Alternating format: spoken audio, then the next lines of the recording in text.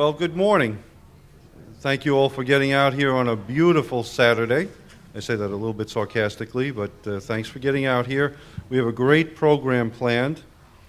A little different this year. The morning is going to be our medical portion of the program, and then in the afternoon we have some interesting practical information that's going to be covered. Lori Todd, the insurance warrior, is going to speak on how to get your insurance company to pay for some stuff, and Deb Godsey is going to speak on malpractice, which should be very interesting. So, what should you take away from this conference? As always, hopefully you'll take some notes. If you didn't find a binder, there's a binder for everybody, so just raise your hand and we'll make sure you get a binder so you can take some notes. Now, we've been doing these conferences since 2004, CCAN has, and we get to stand up and say CCAN's doing them, but obviously it's our presenters that are giving the good information that you're going to be getting today, so we appreciate them getting out. This is a picture of our 2007 conference, everybody hanging out at lunch, all of our presenters.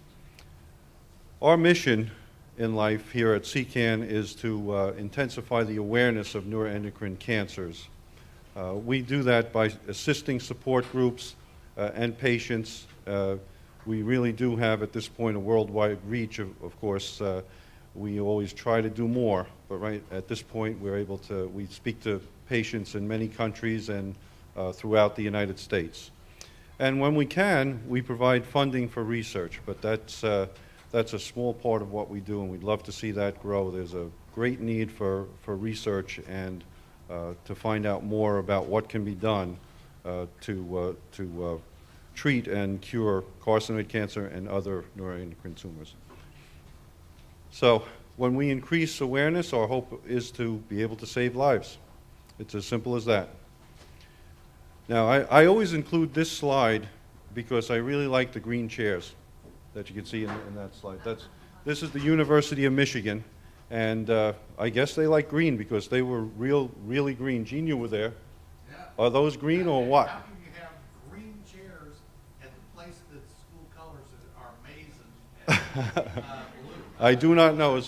Somebody's. If you mix blue and yellow together, you get green.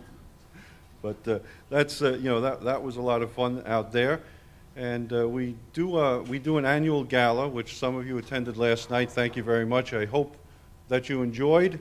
That's a big part of what we do, just helping, getting people out to help support the cause. We've been able to, mostly because of Mary Ann, have New York State name November as Carcinoid Cancer Awareness Month for 3 years in a row. So. Those of you in other states, if you want a hand, we can tell you how we did it. It's mostly just contacting the government and getting them to write a proclamation. But it's a good thing to have. The media picks up on it, and it's nice. This is something Mary Ann actually didn't want me to show this slide. That's what our house looked like 3 days ago, as we were preparing for this conference. So I threw that in to let you know that it's not all. Yeah, and that's, so if you're thinking that we're always organized, well, not always. Okay, but we do realize we're only a small part of the story, and we need to thank, the many allies that we have in the fight. The physicians, the pharmaceuticals, other advocacy groups, and everybody who's involved. It's a big thing to take on, and we think we see progress in the fight against neuroendocrine tumors. I like this quote: "Never doubt that a small group of thoughtful, committed citizens can change the world.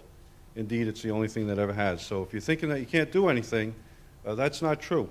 Just go out and do it. And we will be doing this until there's a cure for carcinoid and other neuroendocrine tumors. So we'll be here, I think, for a while, but we're there are some great things that you'll hear about this morning that can be done for this disease. Now, this is just a little housekeeping. Everybody's got those little white cards.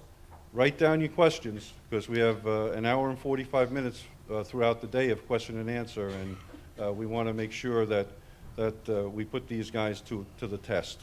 Make sure you write down some good questions that they need to answer. At this point, I'm finished, and I'd like to bring up our first presenter, Dr. Hal Gerstein.